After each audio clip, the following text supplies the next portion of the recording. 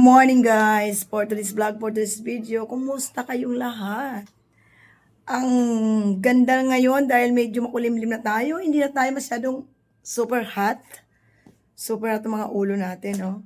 Huwag na natin gawin yan kasi mainit ang panahon, mainit pang ulo natin, so chill lang tayo guys, no? Sa lahat mga sinasabi ko nga sa inyo, lagi tayong kailangan talagang may allowance sa lahat ng bagay. Like what happened to Lola Bears lately? So much to the maximum level, ando na tayo, na-stress tayo sa ating biyahe, at nandun na na-aksidente tayo, but very lucky tayo guys. God is always good. God is always good kasi nung ma-aksidente kami, car accident is not much. So, walang nasaktan sa amin at ayun, very thankful na nakarating kami ng Maynila na very and safe. So, that is the best. Hindi natin iniisip yung mga gastusin, whatever, gastos. Every time ay kailangan talaga natin gumastos. Kung may gagastusin. Yun nga guys, hindi maganda ang ating trip at si Lola Bersa ay nagkasakit by this time. May sakit din ako at may siguro trangkaso because of stress. A lot of stress I facing lately. It's not only simple stress. It's very hard stress that I never faced in my life before. But I just thinking now to be move on, you know?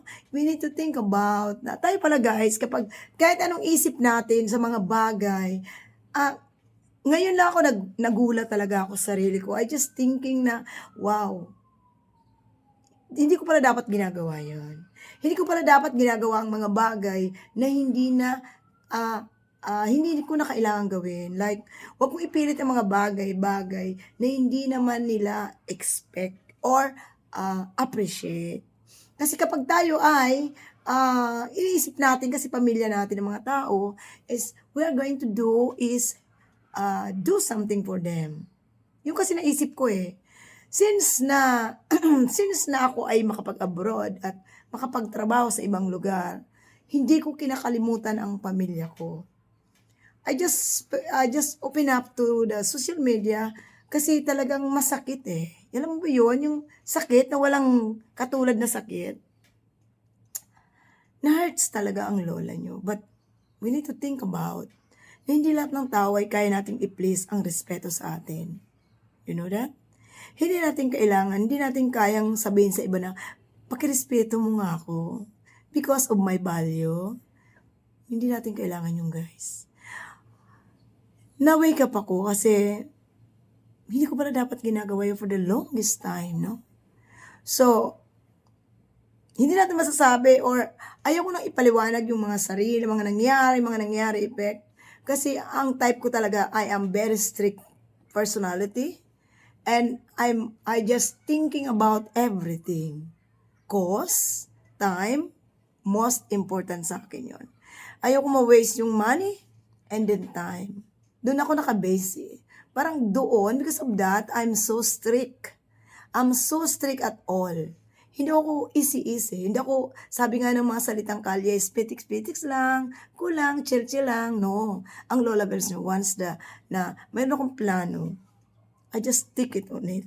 I just stick in this plan, you know. Ginagawa ko lahat as much as possible.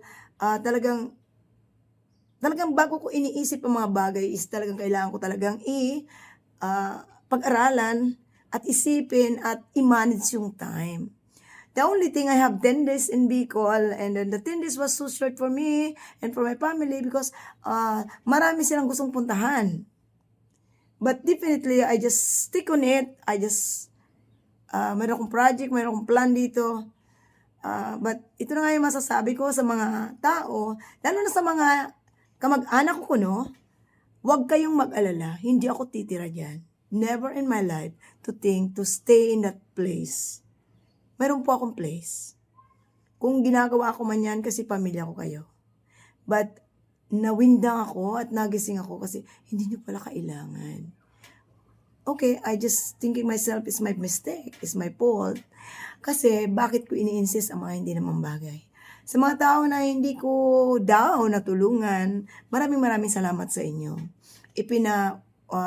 Ipinaliwanag nyo sa isip ko na wala pala talaga akong dapat, hindi ko pala dapat ginagawa yun. Dapat ko pala i-focus yung mga sarili ko sa ngayon ko, sa buhay naming mag-asawa at sa buhay ng mga anak ko at sa mga apo ko.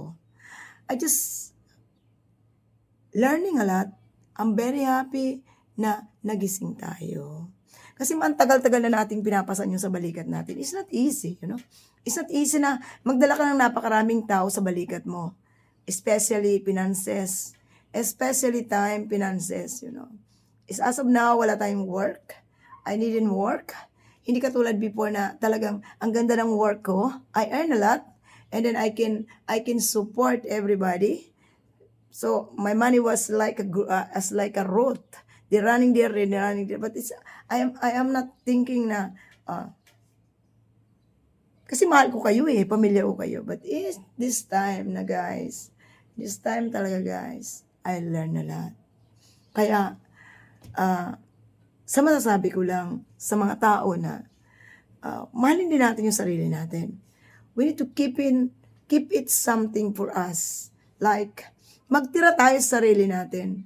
Kasi yung mga taong tinutulungan natin, at the end of the day, wala kang mapapala sa kanila. So, hindi man ako umaasa ng balik, but alam nyo kung anong inaasahan ng Lola Bears nyo? Respeto lang. Respeto lang. Respeto lang yung gusto kong maunawaan at gusto kong makita sa kanila. Pero the thing that I expect from them, I never take. Hindi ko na-receive, hindi ko nakuha. Kaya, nagkaroon ako ng, alam niyo, umiyak ako ng umiyak kay Walter Sinabi ko talaga lahat sa kanya. Iniyak ko talaga sa kanya lahat. Ang hinanakit ko. Sa kabilang banda na unawaan niya ako at naawa siya sa akin. Sabi niya, it's better to stop everything. So, habang pabalik ako ng Pilipinas, Manila, inisip ko talaga na, kailangan ko tigilan to. Sorry na lang, kasi kailangan talaga. Nahihirapan na rin ako Masyado na mabigat yung balikat ko. And hindi pa ako nakareceive ng any say thank you sa halip. Parang, binaliwala pa ninyo yung tulong ko. Hindi nyo pala ako kailangan. Sa inyo na rin nagmula na hindi nyo ako kailangan at hindi ka na namin kailangan. That is the family matter na dapat nating hindi na inu-open up sa Facebook. But yung mga kamag-anak ko, medyo nag-reacted at yun nga, mga sinasabi nila, nag-react sila sa maraming bagay na ganito, ganyan. Hindi ko kayo mapiplease. Hindi ko kayo may isa-isa. Kasi basta, ang alam ko lang, si Lord nandyan, si Lord na nakakakita kung anong ginawa ko. Kung nangyari man yun na nagkaroon tayo ng misunderstanding, it's not simple misunderstanding. I think end of the day, hindi na tayo magkikita-kita. Yun lang. Talagang, sabi ko nga sa inyo, gamitin nyo na yung salita na hindi ako mabuting tao. I can accept it right now. Kasi ang alam ko naman, kilala ko yung sarili ko. And then aside from that, nanggaling sa bibig ninyo, hindi nyo ako kailangan. And I is really thankful na hindi na umabante pa or hindi na magtagal pa. Kasi hindi nyo napapansin, I'm so much load already for everybody.